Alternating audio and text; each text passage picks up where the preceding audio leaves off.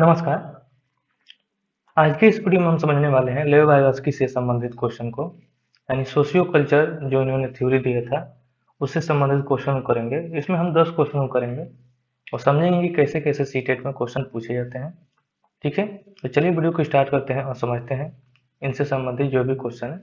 ठीक है, इसमें से पहला जो क्वेश्चन आता है कि लेव वाइगोत्स्की का मानना था कि विकास क्या है। ठीक है, इसमें पहला ऑप्शन है प्राकृतिक में असंतुलता। पहला ऑप्शन है प्राकृतिक में असंतुलता।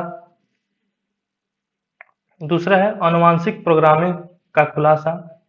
तीसरा है सीधे परिपक्वता के परिणाम से होता है। और चौथा है सीधे सामाजिक संपर्क के परिणाम से होता है। ठीक है, तो लेव वाइगोत्स्की का मानना था कि जो बच्चों में ज्ञान या बच्चों में जो सीखने की या जो बच्चे में उनकी सीखने या ज्ञान आता है वो सीधे संपर्क से सामाजिक संपर्क से आता है। ठीक है, यानी कि इसका जो राइट आंसर होगा वो है चौथा, यानी कि सीधे सामाजिक संपर्क के परिणाम से होता है। ठीक है, लेवाइस्की का मानना था। ठीक है, इसके बाद अगला है दूसरा क्वेश्चन कि लेव वाइगोत्स्की के सिद्धांत के अनुसार आंतरिक वाक्य क्या है, यानी कि इनर स्पीच की बात की। ठीक है, कि बच्चे अपने आप से बात करते हैं और अपने आप को डायरेक्शन देते हैं। ठीक है, तो क्या चीज है इसको देख लेते हैं। तो इसमें से पहला ऑप्शन है बच्चों के लिए एक कल्पना मित्र साथ संप्रेषण करने का एक तरीका है।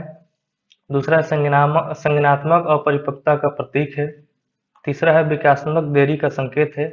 और चौथा है बच्चों के लिए अपनी सोच को नियंत्रित करने का एक तरीका है। ठीक है, तो इसका राइट आंसर होगा वो है कि लेव वाइगोत्स्की के अनुसार जो आंतरिक वाक्य है वो बच्चों के लिए अपनी सोच को नियंत्रण करने का एक तरीका है। यानी कि बच्चे जब किसी काम को या किसी कार्य को करते होता है तो वो अपने आप से बातें करते रहते हैं, उसी को हम आंतरिक वाक्य या इनर स्पीच कहते हैं। ठीक है, इसके बाद अगला है तीसरा तीसरा क्वेश्चन है कि लेव वाइगोत्स्की के अनुसार बच्चे के संकल्पनात्मक योग्यताओं के विकास में महत्वपूर्ण भूमिका निभाते हैं। यानी कि बच्चों के संकल्पनात्मक योग्यताओं के विकास में महत्वपूर्ण भूमिका क्या चीज निभाती है। ठीक है, तो पहला है इसमें ऑप्शन मूर्त पुरस्कार। दूसरा है सहकर्मी सहयोग। तीसरा है सामाजिक अलगाव। चौथा है मानवकृत पाठ्यक्रम। ठीक है, तो इसमें से जो इसका राइट आंसर होगा वो है सहकर्मी सहयोग, यानी सहकर्मी सहयोग से बच्चों के संकल्पनात्मक योग्यताओं के विकास में महत्वपूर्ण भूमिका निभाती है सहयोग कर्मी। ठीक है, लेव वाइगोत्स्की के अनुसार जो नीचे दिए गए हैं देख लेते हैं। इसमें पहला ऑप्शन है सामाजिक कारक भाषा विकास को प्रभावित करते हैं परंतु संज्ञानात्मक विकास को प्रभावित नहीं करते। ठीक है, यानी कि जो पहले में कहा गया है कि जो सामाजिक भाषा है वो जो सामाजिक कारक है वो भाषा विकास को प्रभावित करती है परंतु संज्ञानात्मक विकास को प्रभावित नहीं करती है, तो ये गलत है। ठीक है, दूसरा है संज्ञानात्मक विकास भाषा विकास को सुगम बनाती है। ठीक है, ये भी गलत है। तीसरा है भाषा विकास और संज्ञानात्मक विकास एक दूसरे के स्वतंत्र रूप से विकसित करते हैं। ठीक है, तीसरा भी गलत है। और चौथा भाषा विकास संज्ञानात्मक विकास को सुगम बनाते हैं, यानी कि जो भाषा होती है भाषा संज्ञानात्मक विकास को सुगम बनाती है। यानी जो भाषा होती है वो सोचने का नए नए तरीका रूप देती है, यानी भाषा से बच्चे किसी चीज को अच्छी तरीके से सोचते हैं, लेवागोस्की का मानना था। ठीक है, तो इसका राइट आंसर होगा वह है चौथा भाषा विकास संज्ञानात्मक विकास को सुगम बनाती है। ठीक है, इसके बाद पांचवा है प्राथमिक विद्यालय के बच्चों को पढ़ाने के लिए लेव वाइगोस्की ने निम्नलिखित में कौन सी तकनीकी सुझाव दी। यानी कि प्राथमिक विद्यालय के जो बच्चे हैं उनको पढ़ाने के लिए लेव वाइगोस्की ने कौन से तकनीकी सुझाव दी। ठीक है, इसमें से पहला है अनुदेशनात्मक पाठ। दूसरा है पुनर्बलन। तीसरा है साम्य धारणा। चौथा अभिक्रमित अधिगम। ठीक है, तो इसमें से जो इसका राइट आंसर होगा वो है अनुदेशनात्मक पाठ। ठीक है, इंस्ट्रक्शन स्कैफोल्डिंग। ठीक है, यानी कि प्राथमिक बच्चों के पढ़ाने के लिए लेवागोस्की ने अनुदेशनात्मक पाठ की तकनीकी की सुझाव दी, यानी बच्चों को उनकी हेल्प करके उनको उनके कामों तक या उनके वर्क तक पहुंचाया जा सकता है। ठीक है, इसके बाद अगला है छठवां क्वेश्चन लेवागोस्की के अनुसार निम्नलिखित में कौन सा कारक अधिगम को प्रभावित नहीं करते हैं। यानी कि जो लेवार्स्की ने थ्योरी दिया, इनमें से कौन सा कारक है जो उसको प्रभावित नहीं करते। ठीक है, इसमें पहला है उद्दीपन अनुक्रिया संबंधित संबंध। इसमें पहला उद्दीपन अनुक्रिया संबंध, दूसरा है पाठ, तीसरा है भाषा, चौथा है सामाजिक अंतःक्रिया। ठीक है, तो इसमें से जो इसका राइट आंसर होगा वो है उद्दीपन अनुक्रिय संबंध। ये वाइगोस्की ने नहीं दिया है। ठीक है, बाकी बात पाठ, भाषा और सामाजिक, ये सब वाइगोस्की के हैं। ठीक है, तो इस प्रकार से ये पहला इसका राइट आंसर होगा। ठीक है, ये प्रभावित नहीं करते हैं। ठीक है, इसके बाद सातवां क्वेश्चन है कि कौन सी स्थिति पाठ को उचित उदाहरण है। यानी कि कौन सी ऐसी स्थिति है जो पाठ यानी कि स्कैफोल्डिंग यानी कि हेल्प का अच्छा उदाहरण है। यानी बच्चों को या हम किसी अन्य लोगों को हेल्प देते हैं, तो इसमें से कौन सा अच्छा सबसे उदाहरण है। ठीक है, तो इसमें से पहला है सुमित अपने मित्र को अपनी उत्तर पुस्तिका उत्तरों को नकल करने के लिए देती है। ठीक है, तो ये गलत है क्योंकि बच्चों को नकल करके उनको ज्ञान को वृद्धि नहीं किया जाता है। ठीक है, दूसरा है सुमित अपने मित्र को जरूरत के अनुसार उचित मात्रा में प्रश्न हल करने में मदद करती है। ठीक है, तीसरा है सुमित अपने मित्रों को सभी प्रश्नों को उत्तर उसकी उत्तर पुस्तिका में स्वयं लिखकर मदद करती है। ठीक है, ये भी गलत है। चौथा है सुमित अपने मित्र को कहता है कि उसे सभी प्रश्न का उत्तर स्वयं करना होगा। ठीक है, ये भी गलत है। ठीक है, इसका जो राइट आंसर होगा वो है दूसरा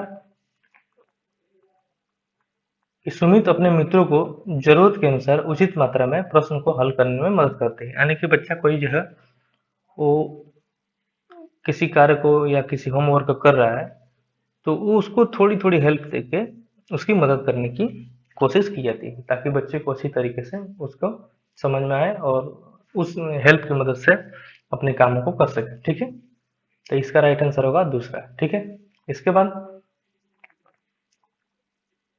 आठवां क्वेश्चन है वाइगोस्की सिद्धांत का तात्पर्य क्या है। यानी कि वाइगोस्की का जो सिद्धांत है उसका तात्पर्य क्या है। ठीक है, तो पहला है सहयोगात्मक समस्या समाधान, दूसरा है प्रत्येक छात्रों के लिए अलग अलग दत्तकार, तीसरा है प्रारंभिक स्पष्टीकरण के बाद कठिन प्रश्नों को हल करने में बच्चों का समर्थन न करना, और चौथा है बच्चे अपने से कम बुद्धि लब्धि वाले बच्चों की संगति में सबसे अच्छे सीखेंगे। ठीक है, तो ये इसमें से जो पहला है इसका राइट आंसर होगा क्योंकि बच्चों की जो समस्याओं का समाधान करने के लिए उनको सहयोग या एक समूह बनाकर उन चीज़ों पे या किसी कार्य पर करने के लिए उसको प्रॉब्लम सॉल्व करने के लिए सहयोग की जो टीम बनी होती है उनमें से उसकी समाधान किया जा सकता है। ठीक है, तो इसका ये राइट आंसर होगा। ठीक है,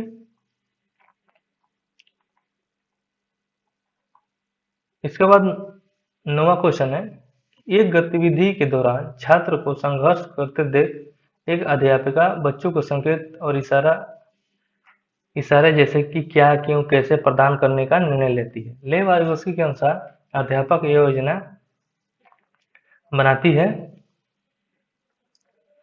तो इसमें से जो ऑप्शन दिया गया पहला अधिगम के लिए पाठ के रूप में कार्य करेगी, दूसरा छात्रों में प्रतिहार यानी निकास या प्रवृत्तियां उत्पन्न करेगी, तीसरा है अधिगम की प्रक्रिया में अर्थहीन होगी, चौथा है बच्चों की अधिगम के लिए निषेधित करेगी। ठीक है, निष्प्रेरित करेगी। ठीक है, इसमें से जो इसका राइट आंसर है वो है पहला अधिगम के लिए पाठ के रूप में कार्य करेगी। यानी कि जो बच्चे को क्यों, कैसे और क्या, इस तरीके से बच्चों को उसकी हेल्प करेगी कि कौन से प्रश्नों को कैसे क्या करना है, इसका निर्णय क्या होगा। ठीक है, तो अधिगम में पाठ के रूप में उनको कार्य करेगा यानी कि हेल्प के रूप में काम करेगा इन प्रश्नों को माध्यम से। ठीक है, इसके बाद अगला 10वां क्वेश्चन है और लास्ट क्वेश्चन है कि विकास के क्षेत्र क्या है। यानी निकट यानी कि जोन ऑफ प्रॉक्सिमल डेवलपमेंट यानी निकट विकास का क्षेत्र क्या होता है। ठीक है, ठीक है, इसमें से पहला ऑप्शन है वह प्रक्रिया जिसमें शुरू में विभिन्न समझ वाले दो व्यक्ति सामना समझ पर मौजूद होते हैं। यानी कि वह प्रक्रिया जिसमें शुरू में विभिन्न समझ वाले दो व्यक्ति समान समझ पर पहुंचते हैं। ठीक है, तो ये इसका पहला गलत होगा। दूसरा है वह प्रक्रिया जिसमें बच्चे समाज के वयस्क सदस्यों के द्वारा निर्धारित विधि से कार्य करते हैं। ठीक है, ये भी गलत होगा। तीसरा है बच्चों के वर्तमान स्तर पर स्वतंत्र प्रदर्शन और वयस्क एवं अधिक कौशल वाले सक्षमकारी की सहायता से बच्चे द्वारा प्राप्त की जाने वाली प्रदर्शन का माध्य का क्षेत्र है। यानी कि जॉन अप्रोक्सिमल लेवल में क्या है कि बच्चे जो अपने दायरे में किसी कार्य को कर रहा है, वो अपने कुशल अपने माध्यम से किसी कार्य को कर रहा है, तो वो जोन ऑफ प्रॉक्सिमल डेवलपमेंट कहलाता है। ठीक है, इसके बाद चौथा है विभिन्न कार्यों के कार्य करने से जो अपनी आयु के अनुसार बच्चे को करने चाहिए परंतु वह नहीं कर सकता। ठीक है, तो ये भी गलत है। इसका जो राइट आंसर होगा वो है तीसरा, कि बच्चे के वर्तमान स्तर पर स्वतंत्र प्रदर्शन और वयस्क एवं अधिक कौशल वाले समकक्षों की सहायता से बच्चे द्वारा प्राप्त की जाने वाली प्रदर्शन के माध्यम से। तो ये 10 प्रश्न ले वाइगोस्की से संबंधित थे। ठीक है, आपने इसको अच्छी तरीके से देखा और समझा होगा। ठीक है, तब तक के लिए धन्यवाद, नमस्कार।